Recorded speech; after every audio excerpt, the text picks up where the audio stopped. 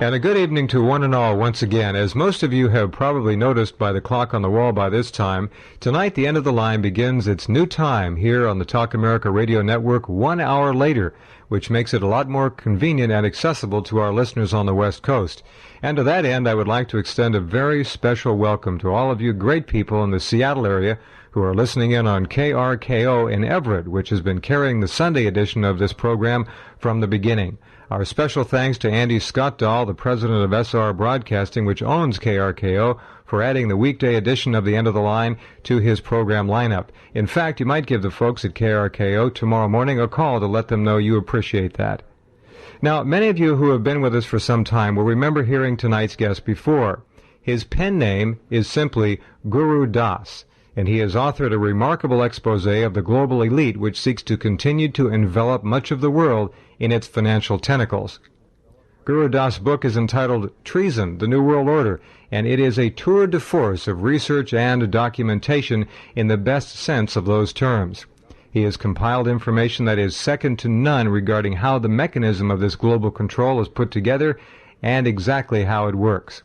His book, in fact, is so heavy with important data that we can only examine a small portion each time Gurudas visits, as we will do tonight.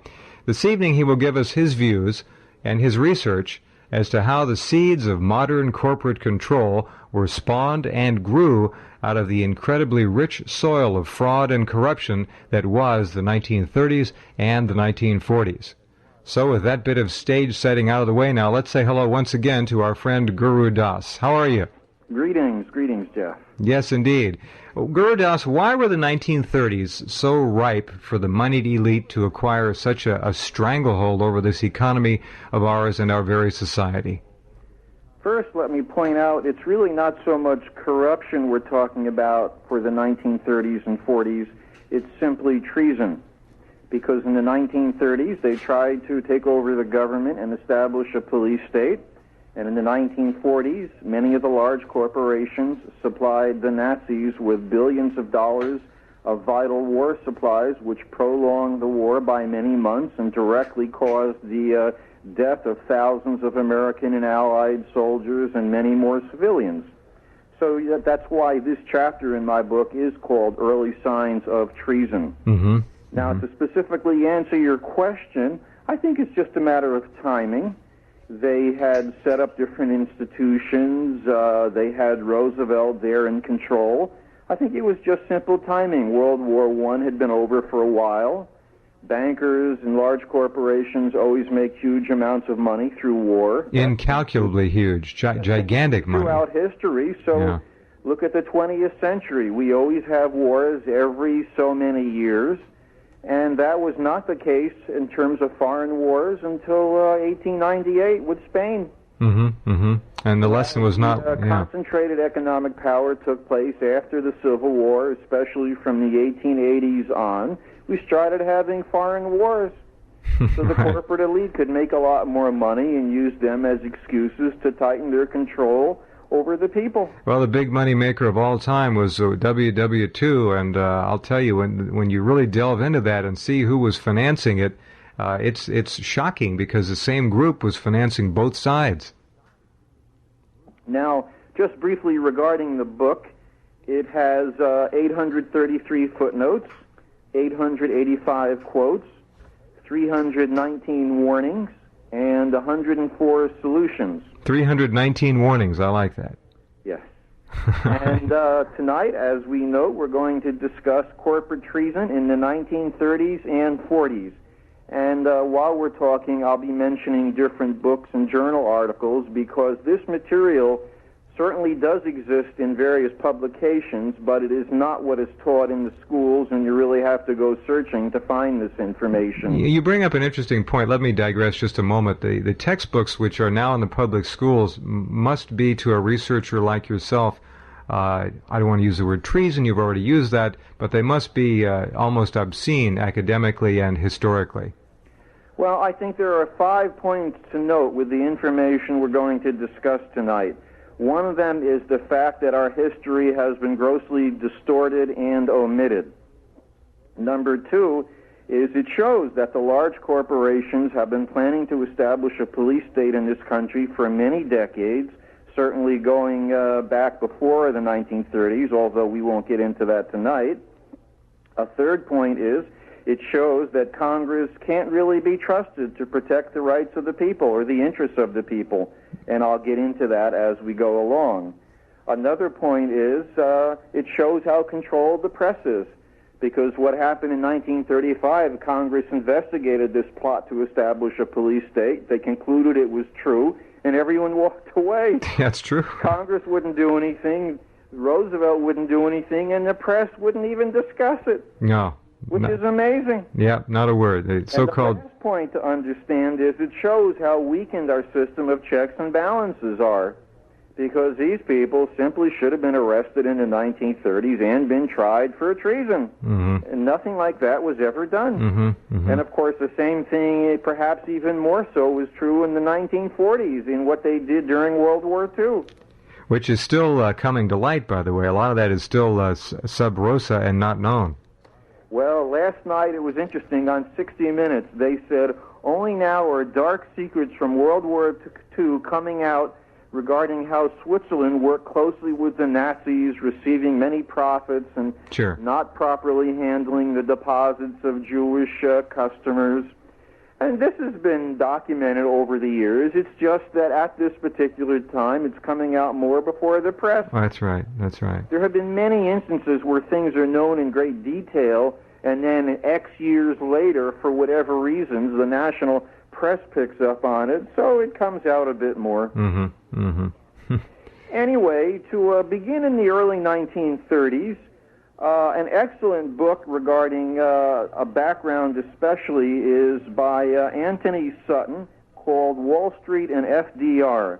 And this book documents in great detail how Roosevelt was never a man of the people. He was a creature from Wall Street. His family was involved in Wall Street banking for over 100 years.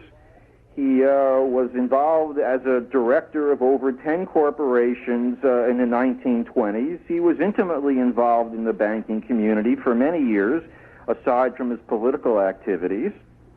And a second book that goes into this in more intimate detail is FDR, My Exploited Father-in-Law, by C.B. Dahl. I think that book you have mentioned several times is really must-reading for anyone who seeks to understand the history of this century. It's an incredible book, so tell us a little bit more about that.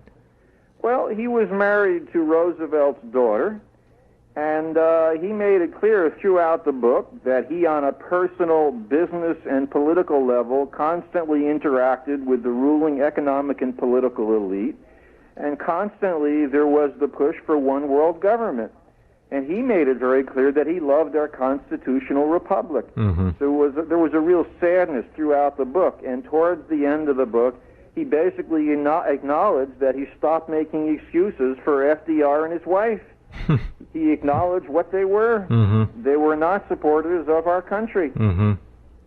What an image that man had, FDR. Just remarkable how it came out so safe and sane and patriotic to the American public, when in reality his background, as you said, was pretty murky. Well, it's unfortunate, but it's one more example of how we, in this century, have been very much mind control manipulated through the use of propaganda. Right, even without the technology that they have now to use. I mean, this goes back to the 30s. The same sort of thing was done, of course, in Europe and Germany, and these techniques are not a surprise. But when you understand the effect that they had on our history, it becomes pretty overwhelming. A classic example of that, in the 30s, Hitler and the Nazis blamed the Jews for many different things and used that as an excuse partly to take control. And today, Clinton and his regime are blaming the militias for almost everything, so that you can have more and more gun control, more anti-terrorist laws that just happen to be taking away more of our rights. Now, it's classic Hegelian principles at work. Create an issue, identify an enemy, incite the public to demand protection from it, and then go after them. Anyway, in the 1930s, there were 4 strategies used to establish a police state by the large corporations.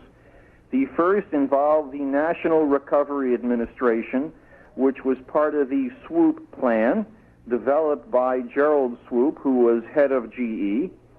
And great name. Yes. This was pushed down by the Supreme Court, fortunately, but it basically centered around having a planned national economy. And Sutton, in his book, noted how in the early period of FDR's regime, the first or second time when the cabinet met, they were each given a book on Italian fascism and economic centralism, which had been translated into English specifically for Roosevelt's administration. Really? That's amazing. A little detail that doesn't get talked about. No. Now, that plan, as we noted, did not succeed, and so they brought in a second plan. They had reserved strategies, of course. The corporate elite always manipulate in that fashion. Now, General Butler was the most popular military officer of the 1930s. He retired as a major general in the Marines, second or third in command. He never headed the Marines, as at least one recent book said. Mm-hmm. But he was a major general, extremely popular. He had 2 Congressional Medals of Honor. He had been in the military for around 31 years, fought in the Philippines, China, throughout Central America. And he was a real down-to-earth, gutsy individual who said what he felt and was really not a politician, as senior military officers tend to become, especially in this country and certainly in Europe. Yes. And Wall Street understood that Hitler and Mussolini took control partly because they used disgruntled veterans. And Butler traveled around the country lecturing, and he was one of those people who could speak for hours without notes and keep an audience spellbound. And he also had a very, very popular radio show out of Philadelphia, which was listened to around the country. That's interesting. Very interesting. So here was a man, if he could be used, would be extremely valuable to take control of the veterans groups. Mm-hmm. And so a Wall Streeter named Gerald McGuire approached him, gradually revealing to him plans to make him head of the American Legion and create an army of 500,000 veterans to take control of the government. Huh. Now, partly what was going on, as some will remember, is that Congress was not paying veterans promised benefits because of the Depression. That's right. So there were a lot of angry ex-soldiers. And as I've noted, Butler was perhaps the one person in the country who could have really taken control of this army. Very interesting. Now, we're going to break here. That's an amazing little picture you've painted. Here's a man with charisma who has a radio show in the 30s. That commands a lot of respect and a lot of power. So we'll continue with this amazing story with Gurudas here in just a couple of moments at the end of the line.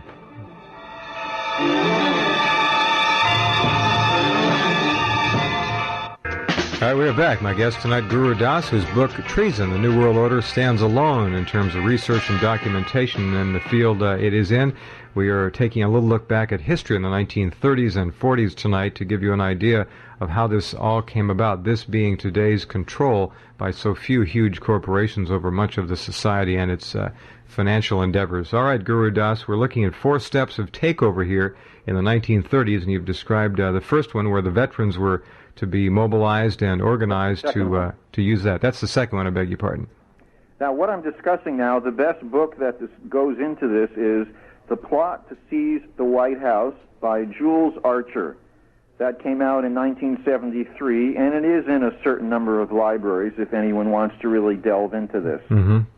Anyway, General Butler was totally loyal to the Constitution, and he was horrified to hear what he was listening to, but he decided to lead this man along and learn as much as he could and then go to the authorities. Now, Mr. McGuire, who was a Wall Street bond trader, he wanted him to head a new group that was going to be called the American Liberty League, which did come out shortly after. And 2 of the officials in that organization were John Davis, who at that time was the chief lawyer for the Morgan Bank. He was a Democrat presidential candidate in 1924. A second person, Al Smith, ex-governor of New York, right, the Democrat presidential candidate in 1928. Smith worked for the DuPont family at the time. Now, UPI Wire Service identified other parties in this group, including executives from U.S. Steel, GM, Standard Oil, now Exxon, Chase National Bank, Goodyear Tire, and Mutual Life Insurance. It was a large smattering of many different corporate executives. And the DuPonts were especially active during this period, and they were fanatically anti-Semitic, of which many were in the 1930s. And they put up a good deal of money to support this organization and other groups such as the Black Legion, which, as I mentioned, was very active against blacks and Jews in the 30s. Never hear about that anymore, Gurudas. It's not discussed very often. Nope. Anyway, ultimately, by around 1934, in the middle of the year, Butler went to Congress, revealing what he had learned. The House had a committee which did investigate. I won't say how carefully, because they only called 3 people to testify. And besides McGuire, who constantly lied about what was going on, and also Paul French. He was a reporter for the Philadelphia Record and the New York Evening Post, and he gained McGuire's confidence. McGuire, being stupid enough, revealed a lot about this.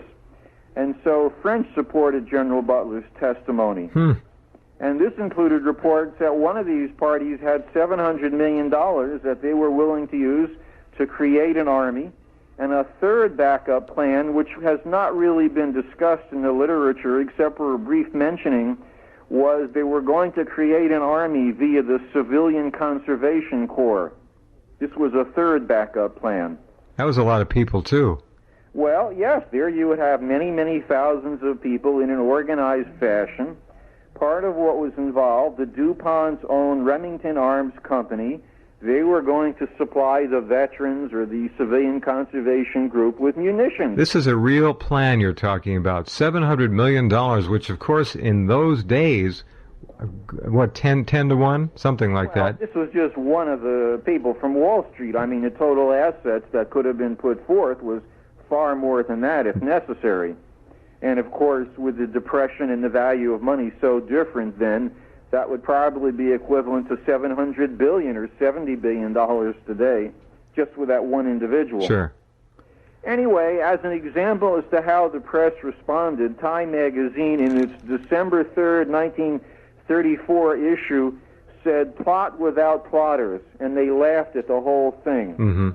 Although they did admit that the commander of the Veterans of Foreign Wars openly said that he had been aware of this plot for some time and he knew it to be real. So there was at least one partial admission from Time magazine.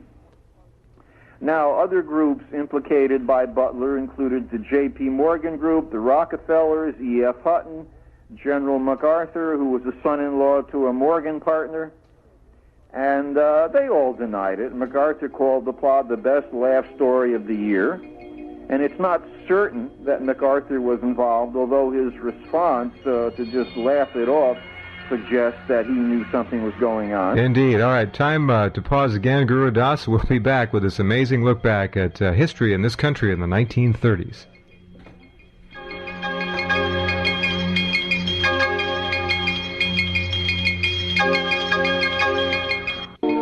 We're back doing a little time travel tonight with Gurudas, whose book, Treason, the New World Order, one of the very best in the last half dozen years at least, talking about a legitimately analyzable plan that apparently was close to being put into play at some point in the 1930s, had unlimited money behind it for an armed takeover of this country. And it's amazing to hear this laid out with the names, dates, and places. Please continue, Gurudas. It's quite a story. Well, Congress, the committee investigating these charges, released its report February 15, 1935, and it said it found evidence verifying completely the testimony of General Butler. There is no question that these attempts were discussed, were planned, and might have been placed in execution when and if the financial backers deemed it expedient. And then everyone walked away. Wow. Which I found amazing as I was researching this. Easiest way to handle. Economic interests had very organized plans to establish a police state. Congress concludes that's true, and no one does anything. Well, it's the easiest way to handle it. You stick your head back in the sand and carry on. Well, not only is that the case, the official report that was released did not name the individual groups and parties from Wall Street, etc., involved in this treason. Although a reporter, Spivak, he wrote a book, A Man in His Time, going into all of this, and he was quite active investigating this whole plot.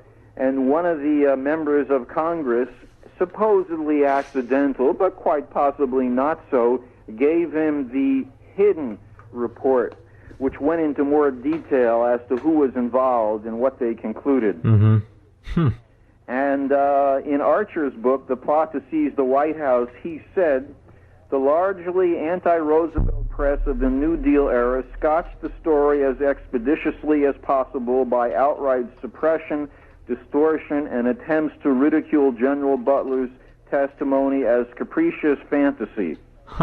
The Nation and the New Republic said fascism comes from mass movements, so Butler's revelation about a Wall Street plot was not something to worry about. Of course, as I discuss in my book, the Nation and the New Republic have been controlled by the secret government throughout this century, so naturally they would provide political cover. Sure. No surprise. Spivak, in his book, A Man in His Time, said, what was behind the plot was shrouded in a silence which has not been broken to this day. Even a generation later, those who are still alive and know all the facts have kept their silence so well that the conspiracy is not even a footnote in American histories. Nor does it appear in any textbook, I would bet. You barely can find General Butler being mentioned in the general history encyclopedias and such. Wow. Well, that's like not finding the name of Royal Rife in any book on the history of microscopy. All he did was invent the greatest microscope that we have ever had. Same thing, big money. Now, George Seldes, who was perhaps the most respected investigative reporter of this century, also discussed the plot in Facts and Fascism and the book, his newsletter, In Fact. And towards the end of his book, 1,000 Americans, he goes into this as well. And in that book, he said, there was one of the most reprehensible conspiracies of silence in the long history of American journalism, in reference to this whole plot. And in the end of his book, starting around page 290, he repeats what Congress discussed in its report. Now, General Butler went through a lot of interchanges and realizations as this went along. I would think, yeah. Now, on August 21 of 1931, he made the following interesting statement. I spent 33 years being a high-class muscle man for big business, for Wall Street and the bankers. I helped make Mexico safe for American oil interests in 1916. I helped make Haiti and Cuba a decent place for the national city boys, bank boys to collect revenue in. I helped in the rape of half a dozen Central American republics for the benefit of Wall Street. Looking back on it, I might have given Al Capone a few hints. What a statement. What an incredible statement. And he basically felt that these corporations helped cause us to get into World War I. And he said his military expeditions overseas were, quote, the raping of little nations to collect money for big industries that had large foreign investments. One wonders if he brought these thoughts out to the radio audience when he had his radio show. Oh, yes, what I just read was said on his radio show. Transcript, huh? WCAU Radio in Philadelphia. Wow, that's some blow-your-mind talk radio back then. Oh, yes. And he wrote a book, War is a Racket, which someone stole from the UC Berkeley Library in 1992. Someone stole it, you say? Yes, indeedy. It's I don't know how many other libraries it's disappeared from. War is a Racket. Yes, and he said war is conducted for the benefit of the few at the expense of the masses. Out of war, a few people make huge fortunes. Newly acquired territory promptly is exploited by the self-same few who wring dollars out of blood in the war. The general public shoulders the bill. Wow. Wow. A cynic or the ultimate realist, take your pick. But let's try and find that book, War is a Racket. The author's name, Butler. And Gurudas, give us an address right now so people who want to... There are always people who call the program asking how to get in touch with you after you've been on. Give me an address. Well, let's see. If they want to get my book, I'll give you an 800 number first. Let's do that. It's 255-2665. The book is 320 pages. It's $14.95 plus shipping.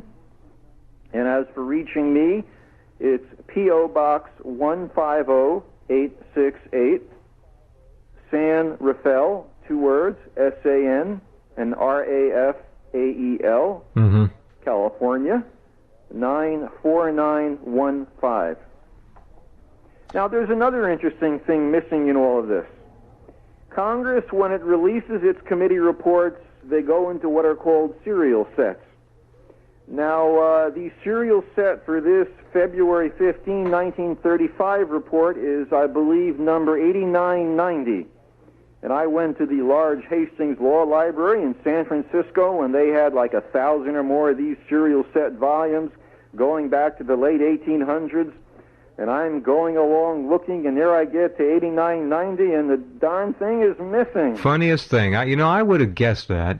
And so then I went over to UC Berkeley, which is a very, very large library, and I had the exact same thing. That's and amazing. I looked for a few minutes. I couldn't find one other volume missing.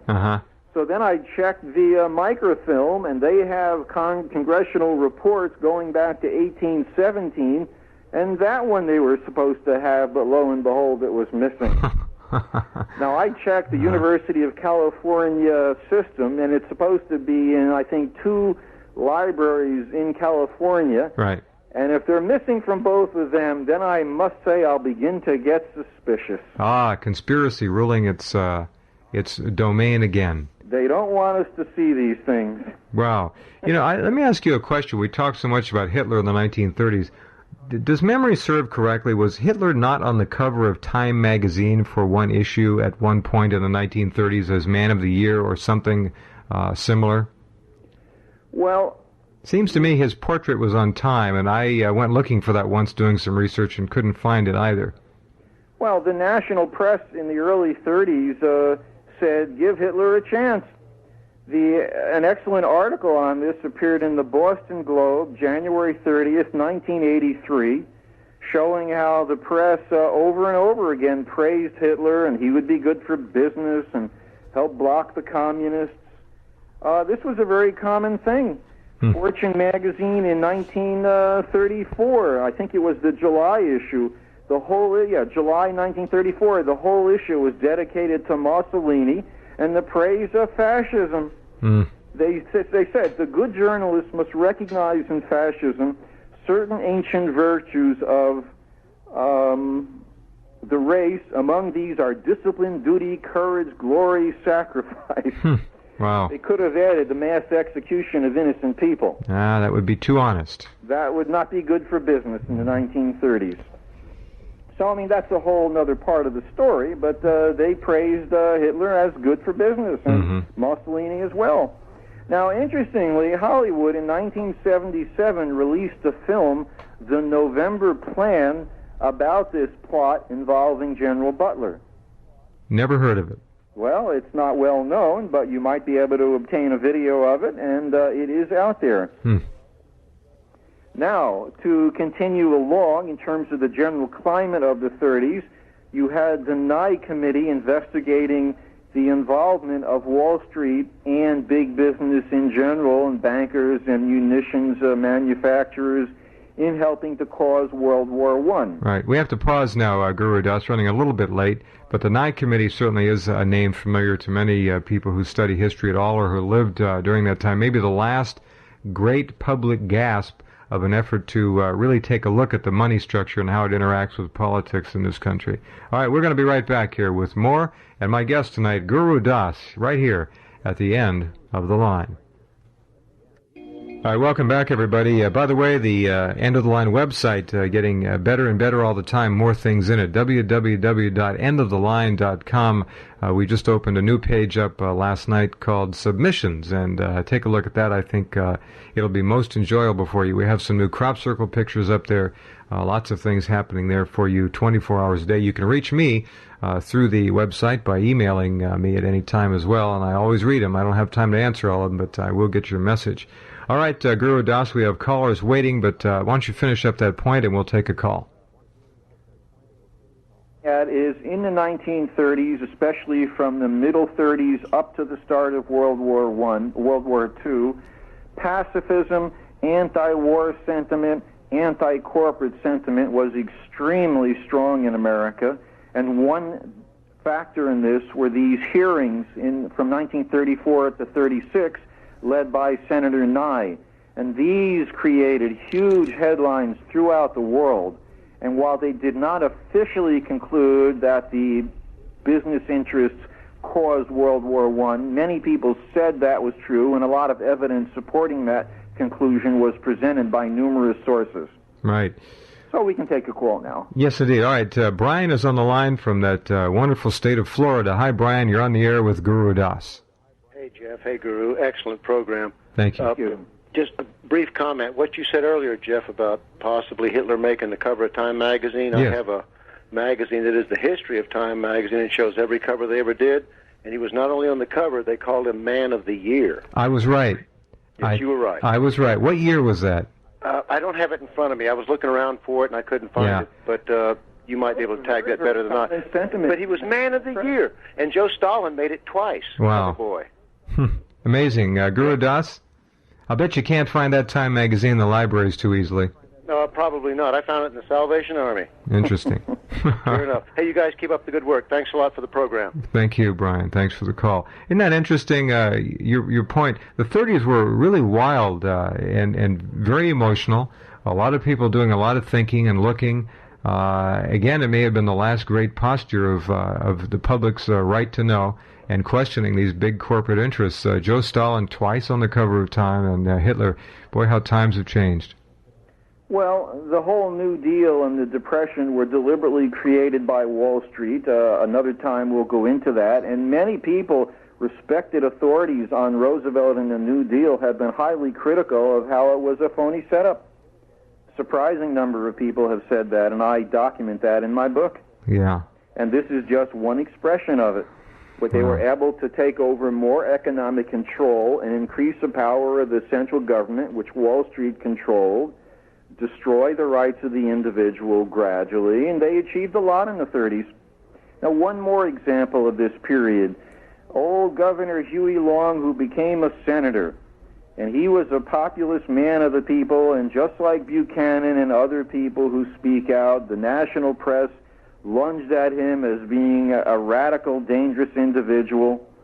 And he gave various speeches in Congress as a senator, openly attacking J.P. Morgan and the Rockefellers and their great danger to our republic. And he set up a program, Share Our Wealth Society, which by 1935 had 4.7 million members. And it was openly known that he was going to run for president in 36, which would have caused, as an independent, as a third-party candidate. Right. And that would have caused a serious threat to Roosevelt at the time. At least they felt that. You can't know in advance, of course, that he's going to win. Mm-hmm. And at least back then you couldn't. Fought to kill him in August of 35, and of course 1 month later he died. Mm-hmm. And I reference a few sources noting that people in Washington knew about this in advance. So I think this is just one more example of how someone who represents a serious threat to Wall Street power gets the old option. He's killed. Well, it's a graveyard with a lot of tombstones, and all this from the book Treason, The New World Order, available by calling 1-800-255-2665. We'll be back with Gurudas in just a moment.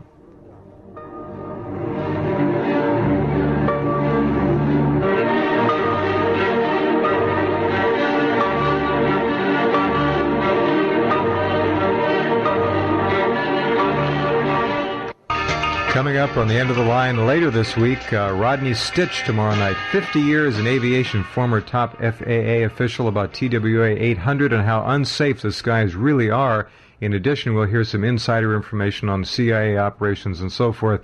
Wednesday, of course, Michael Lindemann, our regular weekly UFO ET update. And in hour number 2 on Wednesday, we believe we're going to have Dr. Len Horowitz back, who has written a brilliant book, AIDS and Ebola, the Emerging Viruses book, which documents how in all likelihood HIV was created. Thursday, we'll have Dale Musser on, some alarming new developments in the UFO abductee field. And Friday, we're going to visit with Mary Nash Stoddard, and you're going to learn about NutraSweet and aspartame, things that will probably make you never touch a Diet Coke again. That coming up on Friday. Just some of the things this week here at the end of the line. Our guest tonight, Gurudas, and please continue, Gurudas. We have about 4 minutes left. Well, the next interesting point was that on November 23rd, 1937, representatives from GM and DuPont met with Nazi leaders in Boston, and they signed an agreement aligning their companies with Nazi Germany. And the goals including defeating Roosevelt in the next election, ending Jewish influence in America, and placing an American Führer in the White House. What group was this? Well, this was General Motors and DuPont.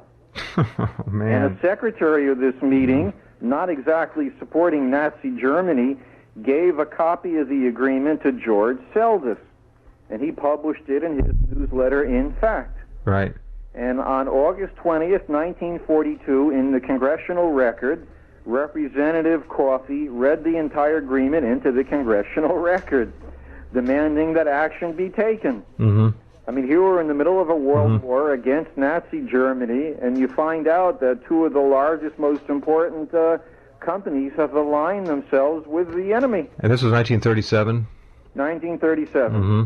And, of course, nothing was done because the corporations were too powerful. Right, right. Now, GM and DuPont were closely aligned then because the DuPont family owned a controlling interest in GM stock. Now, the next point of relevance here is that in the late 30s, before the Second War started, there was a great deal of Nazi support in America. When I say great deal, I reference to the degree of hundreds of thousands of followers. Was the German... millions, yeah, but the it was a threat. German-American Bund, they call it. Yes, a typical example, the Christian Front, the Silver Shirts, and they openly, in many different cities, attacked blacks and Jews, and it's rarely discussed, but hundreds of these people were murdered during this period. The FBI knew what was going on, and they made some attempts to limit this, but it was a serious problem. Now, what I'm getting at here is the fourth attempt, I believe, by Wall Street to establish a police state, because these people had followers in the National Guard, in the military, in the police, and there was talk about establishing a fascist state using force. Now, this area has not been well documented, but I have found a few references. For instance, the American Nazi Lawrence Dennis, formerly of the State Department, worked for a Wall Street firm, E.A. Pearson Company. And General Moseley was very involved in supporting fascism, attacking Roosevelt and the Jewish influence. He spoke before the New York Board of Trade. The book Undercover by John Carlson, investigating a lot of this, noted that one of these officials, Mervyn Hart, had important support from the DuPont family and officials in GM, Remington Rand, and the Otis Elevator Company. Now, as I'll get into in the next section, a lot of Wall Street companies were very closely allied with Hitler, and these fascist groups were as well. So aside from the few bits of evidence that I reference now, it really would stretch it to not think that these two factions were not working together behind the... 10 seconds. Right. All right, that's our number one, 1-800-298-8255, 1-800-298-8255. Give us a call. You're welcome to join in here in hour number 2 with Guru Das at the end of the line. Hour number 2, the end of the line. I'm Jeff Rense. My guest tonight, Guru Das. And during the news, I just had confirmation that the brilliant researcher and author, Dr. Leonard Horowitz, will be on Wednesday night during hour number 2. His book, Emerging Viruses, AIDS and Ebola, is just rocking the country from one end to the other. Len Horowitz will be holding a major press conference Thursday in the nation's capital, along with Louis Farrakhan, dealing with allegations of black genocide via HIV as a weapon. So there's going to be a lot of tumult coming out of Washington. Len Horowitz will be back on this program next Sunday night, and we believe we'll have Louis Farrakhan on as well. So a lot of great radio information for you this week. The phone number here again at the end of the line, toll free, 1-800-298-8255. Give us a call. We are on now 6 to 8 p.m. Pacific time, Monday through Friday, and 9 to 11 East Coast time, beginning tonight. So welcome aboard, and Gurudas, the stage is yours. Just to mention briefly, you were noting Dr. Horowitz's excellent book, and you and I have discussed doing another show pretty soon, going into the many statements by the ruling elite about drastically cutting back the world's population. Well, yes, reducing the United States population in specific to 1947 levels, which you brought out in the past. Well, that and much worse.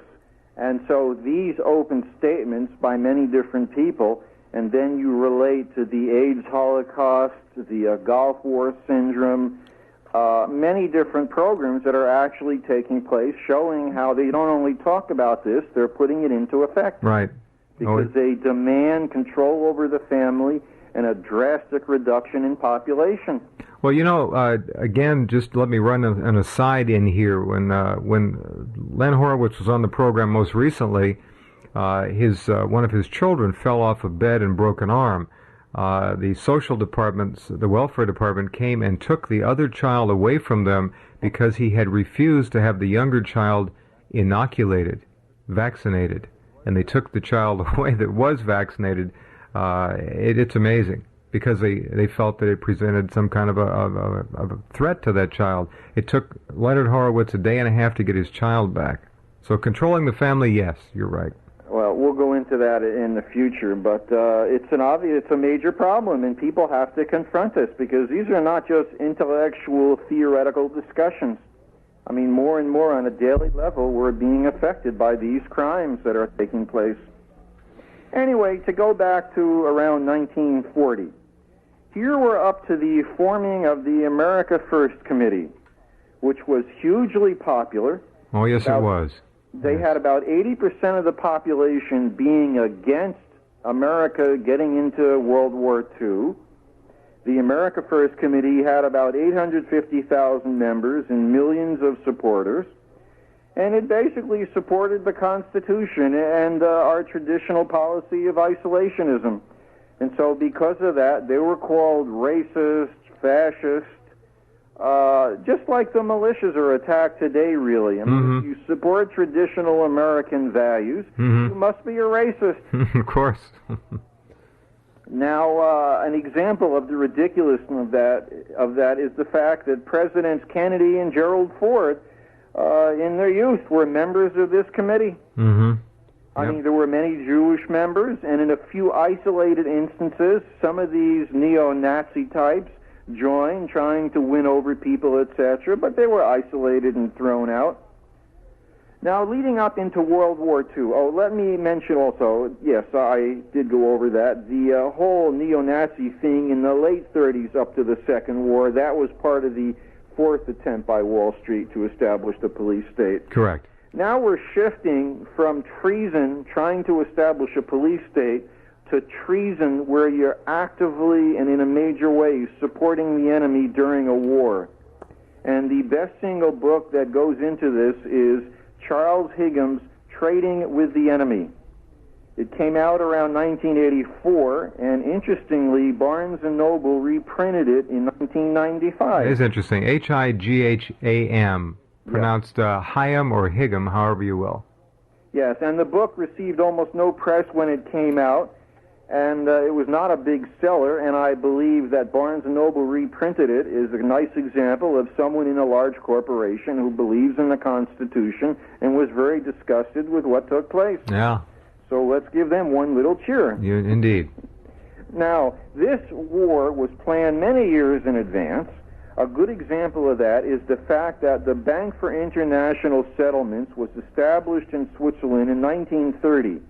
What that bank did, and it still exists today, is when companies in different countries are exchanging munition supplies, any kind of supplies. Mm-hmm. You have this bank available where the owed money can be deposited and then, per the agreement, transferred to the other party. Nice, clean little escrow operation. Yes, basically.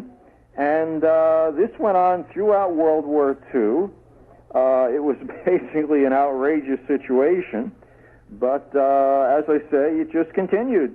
And on March 26, 1942, in the House, Representative Jerry Lewis entered a resolution demanding an investigation of this bank and to learn why an American remained president of it when we were fighting the Axis war powers. Good questions. Now, one of the most blatant examples of how dangerous everything is in this country, I believe, took place December 13, 1941, just after World War II started for the U.S., when President Roosevelt signed Executive Order 8389 legalizing trade with the enemy. His corporate allies were actually doing this trade, and so this provided some legal cover. Amazing. Now, for those of you who think this is being paranoid or it's very difficult to believe, go to a 1941 Federal Registrar, read that executive order, and ask yourself, how can a president legalize trading with the enemy in the middle of a war? That law, that is still on the books, too, isn't it? Well, it hasn't been taken off. It's never been repealed. There you go. I mean, certainly some EOs can be repealed, but I don't know that that ever was. Mm-mm.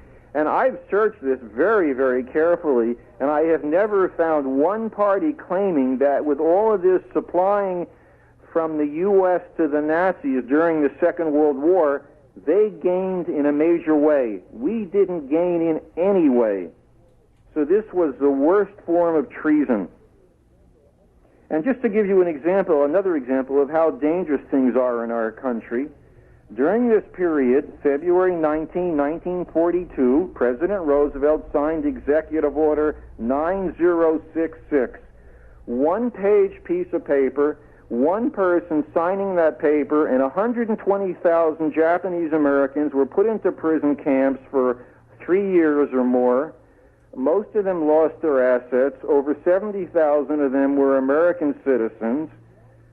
There was never one incident during World War II or before where a Japanese American committed sabotage against this country. Now, what kind of a free society do we have when one person can sign one piece of paper and 120,000 people are on that basis alone arrested and put into prison camps for years? Checks and balances. And remember at the beginning tonight, they no longer exist. No, that's right. The 442nd, of course, formed of Japanese Americans, fought in Europe and was the most highly decorated unit, I believe, that fought in the European theater of operations. I meant to mention that. That is obviously true. And these people were basically loyal to America. I mean, not one incident of a sabotage act being committed by Japanese Americans.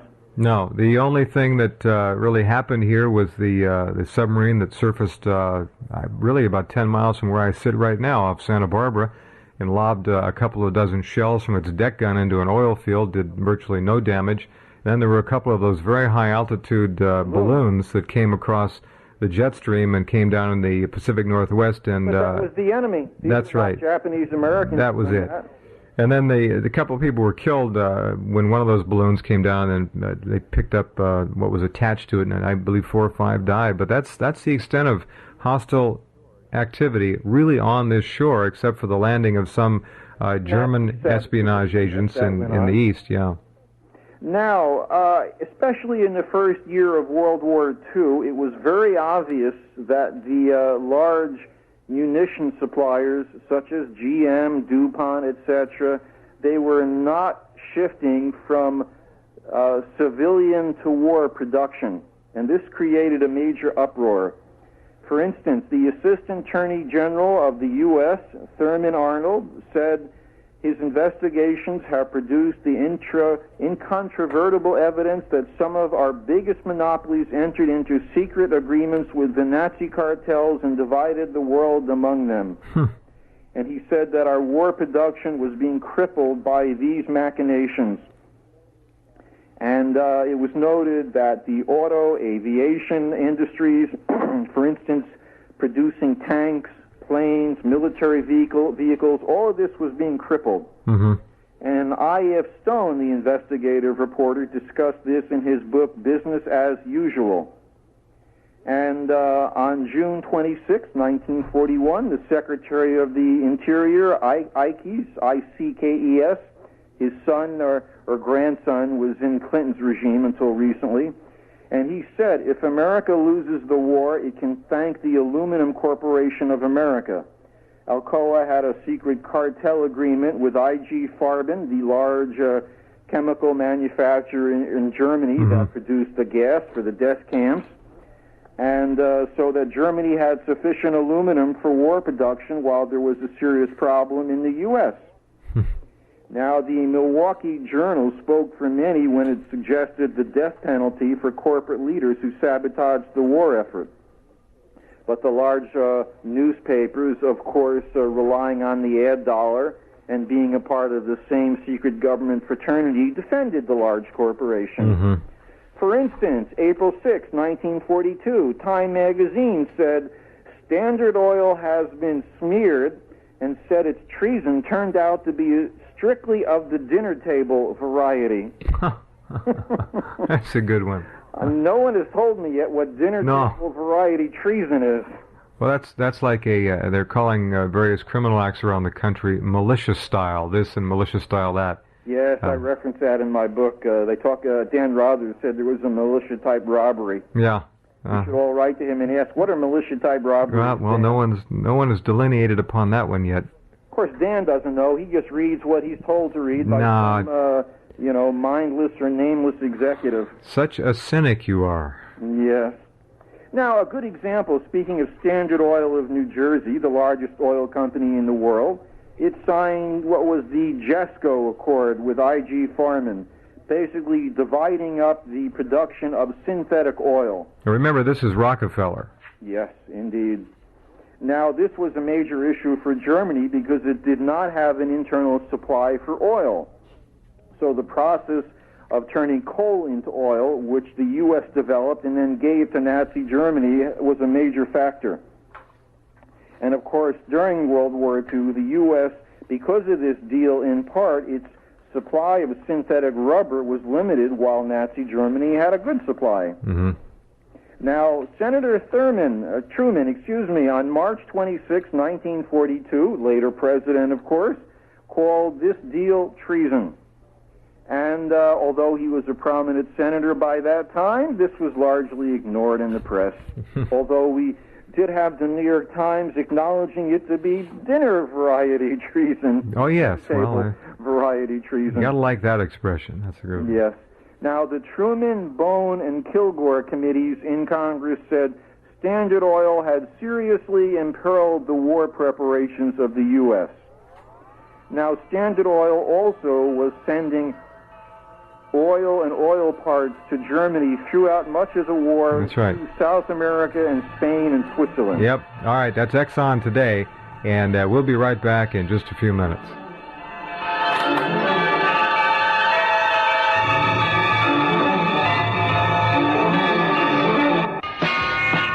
And we are back with Gurudas, and again, the phone number here, 1-800-298-8255. Fascinating look behind the curtains of history here in the 1930s and 40s. So continue, Gurudas. Let me just give my 800 number again for a second. It's 1-800-255-2665 to order the book, Treason, The New World Order. 320 pages, 700 footnotes? Nope, 833. Sorry. $14.95 plus shipping and handling. That's 1-800-255-2665. Will change the way you look at this world and this country of ours. My favorite quote on the book came from Michael New and his father. They sent me a nice letter and said the book has more information than any other 4 books combined. More information than a book should be allowed to have. It's remarkable. Well, thank you. You're welcome. Anyway, thank you. Back to Standard Oil of New Jersey. They, during the war, and many others did this, supplying Nazi Germany through South America, through Spain and Switzerland. Well, they couldn't very well ship it in the convoys directly across the Atlantic, so they had to kind of go around. Well, yes and no. I mean, they could have, and that probably also went on, partly because Standard Oil, its tankers, sometimes refueled German U-boats on the open water. Now, come on. I believe you, but I've never seen that in print. You have, I guess. Oh, yes. I mean, you see, part of the situation was, again, remember, by the late 30s, there were many neo-Nazi elements in the U.S., many in the large corporations. They supported and worked closely with Nazi Germany. They wanted fascism to win, and they were extremely anti-Semitic. How interesting. So it was not that hard to find certain crews controlling certain boats, etc., going back and forth. Just wondering if you had seen that in print, and obviously you're most satisfied you have. All right, go ahead. Carry on. Now, another example of this, Standard Oil, DuPont, GM controlled the rights to tetrasol lead, I'm not pronouncing that right, a certain additive used in gasoline, which was very crucial at the time, and they gave that to Nazi Germany, to a Farben company. And again, this was just an example of how deep this treason is. And in 1939, the Germans were short of this fuel. They were just gearing up to build it, to manufacture it, so they purchased the equivalent of $20 million of this material, and then they used it to invade Poland. Now, they would have invaded Poland anyway at some point, but it would have been delayed a bit. Now, during World War II, Buckminster Fuller, certainly a popular individual, many remember, he worked for the government on the Board of Economic Welfare. In his book, Critical Path, he said, he in his position had access to all government transcripts, telephone, cables, going overseas. And he said, as a student of patents, I asked for and received all the intercept information relating to strategic patents held by both our enemies and our own big corporations, and I found the same money was often operative on both sides in World War II. Now, in terms of the actual war supplies being provided, to give you a couple of examples, ITT provided telephones, air raid warning devices, radar equipment, and 30,000 fuses a month for artillery shells, which were, of course, used to kill American soldiers and other Allied soldiers. This all went to Nazi Germany.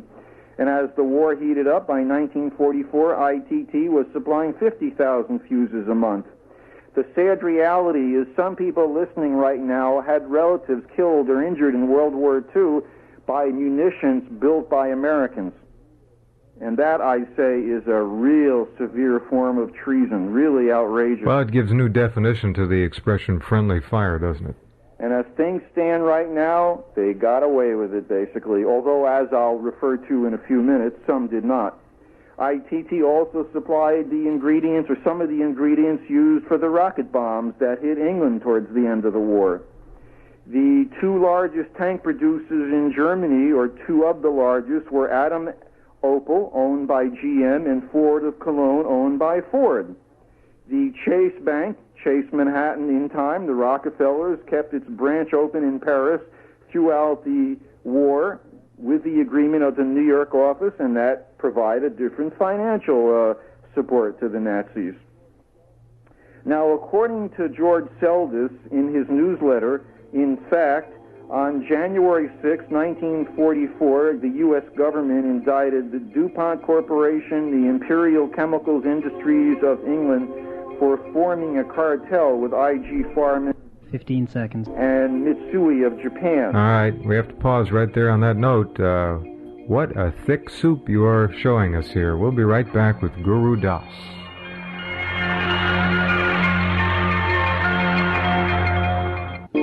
We are back with my guest tonight, Gurudas. Just an incredible look at the history of this country in the 1930s, and we are now in the war years of the 40s, seeing the tentacles reaching across the Atlantic from American corporate interests, actually supporting the German war effort to a very large degree.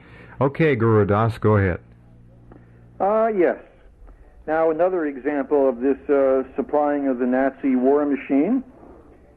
During the war, there was a Philadelphia corporation controlled by Sweden SKF. and it supplied the Nazis with ball bearings, vital for trucks, planes, etc., to operate properly.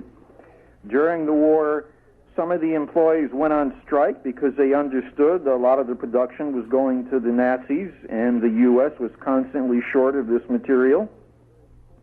And this was, of course, a very important plant, so two of the partners included, basically it had two managers. One, William Batr, he was on the U.S. War Production Board, and the other, Hugo von Rosen, was cousin to Hermann Goering, head of the Nazi Air Force. No kidding. Wow. That amazing. Was another shocker to me. It's amazing. But to the Nazis, it made perfect sense. I mean, there was one plant in Sweden, which was a neutral during the war, so you had the other plant in a safe foreign country, which was a friendly enemy. I mean, no plants in the U.S. were being bombed, so they had their war production safely implanted in Philadelphia, so the Nazis would be supplied properly. Wow. Which also brings up the fact that various sources report U.S. bombers were prevented from bombing certain plants controlled by U.S. corporations during the war. I've heard that on a number of occasions, yes. Now, there were some errors, and occasionally U.S. plants did get bombed, and I've read, I don't have a confirmation to my view yet, but it is reported that GM and a few other American corporations were paid millions of dollars by the U.S. government after World War II because some of their factories were blown up in Germany. Nothing like our tax dollars going to large corporations. Now, one other example. Many American insurance companies during the war and before the war reinsured part of their business through Swiss insurance companies, which further insured the policies with German companies, which meant they had to supply a lot of information to have insurance. Now, this specifically included ships, so that these Swiss companies learned the sailing date, location, and cargo of many ships going to Europe during World War II, and this played an important factor in why the Nazis knew exactly where to attack these ships and which cargo convoys to attack. Yes. Yes, and the most amazing thing of all may be the admission after the war that we had cracked the Enigma German coding machine as early as 1940 and literally knew. I mean, if you can imagine playing a football game and knowing the play that's going to be run against you each time by your opposition, you get an idea of how important it was to crack that Enigma coding machine throughout the war. Well, the same is true that we broke the Japanese code. And there are various books that have come out showing that Pearl Harbor, exactly where the Japanese flotilla was and that they were going to be attacking Pearl Harbor. Exactly, but they couldn't tip the hat that they knew by setting up for it. Well, they wanted it to happen so that the U.S. would be drawn into World War II. That's the overriding reason, there was this tremendous isolationist view in the country. It had to be overcome. That is what they needed. Had to be overcome, exactly. Well, I remember Churchill having to... Thousands of Americans died does not matter to the ruling elite. You know, if you've ever been over the Arizona, which I have, and many of you listening have, it's a very sobering moment. Go ahead. The problem is when you discuss things like this, it is so outrageous, and the average American doesn't want to deal with this. Well, they can always reach over and watch football and work with your job and live with your family. But your daily life is already being more and more effective, and it's going to be drastically effective if we don't stop the coming police state. That's what the New World Order is all about. And this deep treason that we saw in the 30s and 40s with very, very few people being punished for this is one historical evidence that this sort of thing has been going on for a long time. Probably throughout history, when you look back at it, I'll bet it has. The money traders have always found ways to make money in times of strife and desolation. Now, to shift to Europe for a moment, throughout the Second War, American diplomats in Switzerland, the convenient neutral, included it was headed by Allen Dulles, prominent Wall Streeter. He headed U.S. intelligence in Switzerland, later headed the CIA, of course. And they were well positioned because the Germans, as we are discussing, needed different war supplies, And so they had open contact with the U.S. diplomats who were closely allied with the American corporations. So that was kind of a convenient central focus point for communications back and forth. And Dulles reportedly gave the Nazis our war plans in Europe. And let's see here. Oh, Dulles was advisor to the Anglo-German Schroeder Bank, and this bank was the bank for I.G. Farben. And Quigley, in his remarkable book Tragedy and Hope, said this was perhaps the key bank that helped bring Hitler to power. And the Dulles brothers, both of them, attended the original meeting sponsored by the Schroeder Bank, another key center, in January of 1933, where the bankers, the large industrialists, made the key commitment to support Hitler in a major way. I mean, that had been building for some time. Yes, indeed. All right, let us take this next break at this moment to Gurudas and come back. We'll remind the people once again out there listening, all of you, 1-800-255-2665 to order Gurudas' book, 320 pages, 800 and how many? Footnotes? 3 footnotes. Okay. For $14.95 plus shipping and handling. Or you can write P.O. Box 150868 to Gurudas directly, P.O. Box 150868. That's San Rafael. San Rafael, S-A-N, capital R-A-F-A-E-L, California, 94915, and we will return in just a couple of moments. And welcome back, everybody. Let's go to the phones again. Damien on the line from Florida always has something interesting to say. Damien, how are you? Hey, I want to get this book, Migo. I need this book in my library. You bet. Let me tell you something. There was a book out about a year ago, and the name of the book, I remember the name of the book. It's Old Nazis, the New Right, and the Republican Party. Bellant, or something like that, is the author. That's correct. And you talk about footnotes. Let me tell you what this nation, excuse me, not the nation, but those that you are referring to, the elites, the J.P. Morgans, the Kennedys, old man Kennedy. Yes. He was involved very, very, very deeply in that. Yes. You remember the man that was supposed to be the King of England? Sure. What was his name? He married... Wallace Simpson. He married Wallace Simpson. Yes. He abdicated for her. Right, that's it. Okay. And he was closely associated with the Nazis also. Oh, big time. I mean, let me tell you, that man, he spent many millions of his own, not dollars, because the British had the pound sterling, in Swiss banks, etc. But, you know, it's like you said, the American people, unfortunately, the workers are like caged animals working, you know. They don't even have any time, my friend, to inform themselves. Oh, they're kept on that wheel. Oh, grinding and grinding and grinding. Let me tell you, there is another book, too, that I have this book, and this is an excellent, excellent book, and the name of the book is called, I believe, if I'm not mistaken, the name of the book is, let's see, it's E-N-D-L-E-S-S, Endless Enemies. Jonathan Quaitney wrote that book. That I don't recognize. This man goes back, just like, okay, this man that you have on, this man goes back all the way back to the Spanish-American War. The same individuals that made money during the First and Second World War, loaning money, that is their only loyalty is money. It started with that war in terms of foreign wars, very definitely. That's correct. And it showed in the book that the United States had down in, I believe it was in 1903 or something like that, down in Havana Harbor, we had a battleship there. the battleship Maine. Yeah. That battleship was blown up from an implosion, not an explosion, to blame the Spanish so that we can grab Cuba and especially the Philippines. People who study that war understand the truth of what you said unless you work for the national media.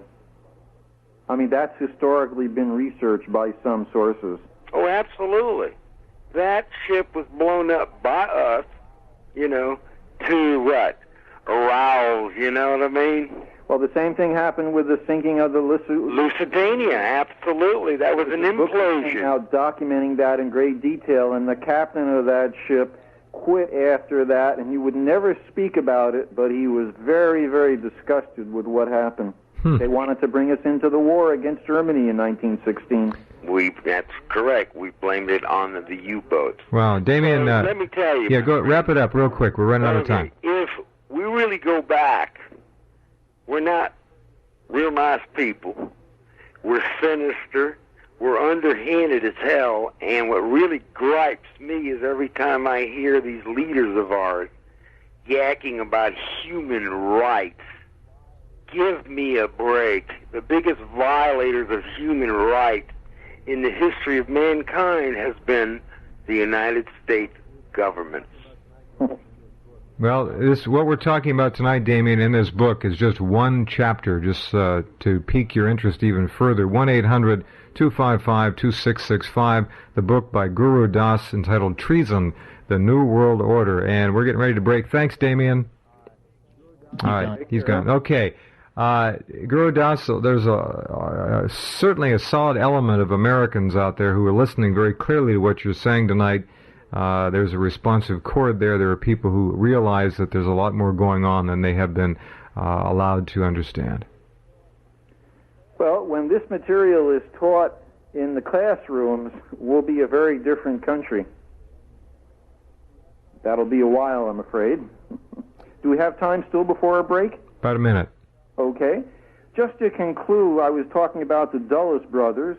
John Foster Dulles, our later Secretary of State, along with his brother, were partners at Sullivan and Cromwell, a New York law firm that handled the loans to Germany during the 1920s and 30s. And they handled all of I.G. Farben's legal business in the U.S. Wow. One other example, the Schroeder Investment Bank from Germany that played a key role in bringing Hitler into power formed an alliance with the Rockefellers in 1936. These key players in the 20s and 30s working on Wall Street and Nazi Germany played a major role 15 seconds. through World War II. Indeed. They controlled the treason. All right, that's it. We got to pause, and we'll be back with our remaining 4.5 minutes with Gurudas in just a moment.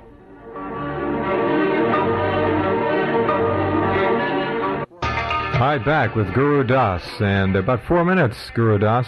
How shall we wrap this little history lesson up tonight? Well, a couple of things. Number one, an excellent book on this Wall Street Nazi connection is Anthony Sutton's Wall Street and the Rise of Hitler. One of the things he noted during the war was the officials in Standard Oil, GE, and ITT, through their contacts in German subsidiaries, contributed money directly to Himmler's circle of friends until as late as 1944. Himmler, of course, was head of the Gestapo, and by doing this, their German-controlled factories got a better pick of the slave labor, and if any trouble developed, they could just turn to the SS for assistance. Now, I've noted several times about the strong anti-Semitism. As a little footnote, Henry Ford was the most prominent anti-Semite in the 1920s and 30s. He did a book in 1927, The International Jew, and I found it amusing to hear an ad last night that Ford is going to pay fully for the showing on national TV of Schindler's List coming in late February. So perhaps times have improved a little. Interesting angle, yeah. Now, in reading all of this and studying all of this, it was a bit depressing because except for one American businessman going to jail for a brief time, they basically got away with this treason. And then about 6 months before I finished this research, I bumped into the book called The Secret War Against the Jews. Yes. And this was a remarkable book. And he noted that this was written by two people, and they interviewed maybe 100 mostly retired British and American diplomats and intelligence officers. And they noted that the British set up a wiretap network in Manhattan during the war, and they gradually identified different people very involved in supplying war supplies to the Nazis. And then they quietly went around New England, etc., and Manhattan, executing these people. According to the book, they did this with the approval of FDR. That may or may not be true. And Hoover knew about it but couldn't get any proof to stop it. Mm-hmm. And I must say, after being rather upset studying all of this, my impression was finally some of these traitors paid the price that they deserved. Should have been a lot more of them, obviously. Excuse me. Now, for those people who want to study this, the British officer who headed that operation, Stevenson, wrote a book, A Man Called Intrepid, which came out a few years ago. Right. And the Washington Post in 1989, September 17th, wrote an interesting article, Britain's War in America. And it also explained how they manipulated American public opinion in a major way, much more than people understand today. So at least a few people paid the price. Now, how much time do we have left? About a minute. Well, probably we should get into it too much. I also document and discuss what happened after the Second World War. The American government, of course, set up its control as the Allied powers did in Nazi Germany. The best book I found in this regard is by James Martin in 1950. It's called All Honorable Men.